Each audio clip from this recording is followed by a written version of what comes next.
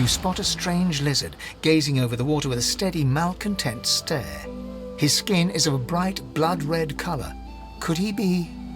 Yes, you recognize him from the ship. It would seem you're not the only one who survived the tentacles of the deep.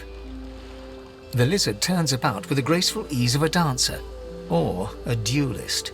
You lock eyes with his, two smouldering embers that sizzle your very soul. Indeed.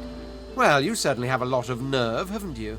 To act all high and mighty after what you've done. No need to play the innocent with me. Word has reached me, through a very sour grapevine indeed, that you turned your back on your fellow passengers back on that ship. Left us to fend for ourselves.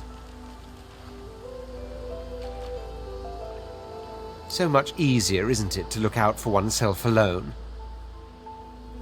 Of course I did. Takes more than some oversized cuttlefish to get the better of me. Besides, you'll find I wasn't complaining. I was making a point. About oneself. Alone. So, if there's nothing further...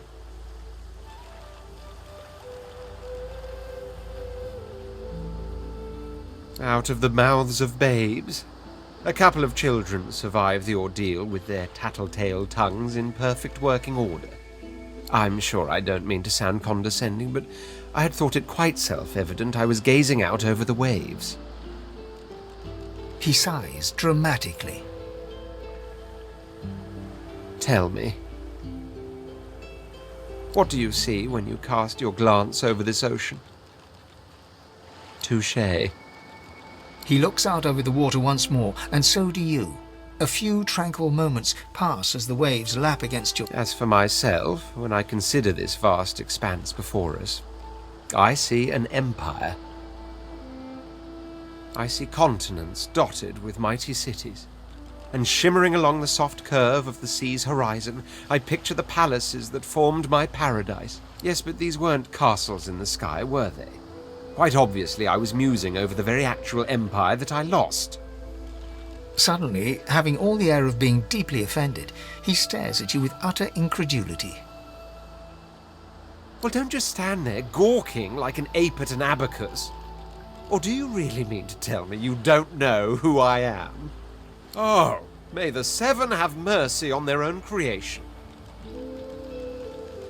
I am the Red Prince, the All-Conqueror, the World-Tamer, the spouse of the sun. Of course you know me. There's a brief moment's pause, during which his grandiloquent... That said, I suppose I must own up to the fact that I find myself rather in between all-conquering and world-taming opportunities at the moment. The grandeur that is my fate has hit a bit of a snag. But never you worry, truly. A kind offer indeed. You do look... fine. On one condition. For reasons I'll not disclose right now, it is imperative that I should meet with a dream. I've reason to believe one of them may be present on this island. Promise me we'll look for him, and I'll extend you the blessing of my company.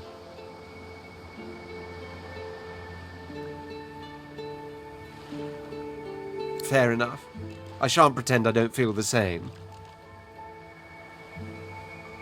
The undead? Like your good self, you mean? But don't worry. I have studied the arcane, so now that that's settled, first things first. Even if you are as versed in the art of eloquence as I am, that our swords will be doing a lot of the talking from here on out goes without saying.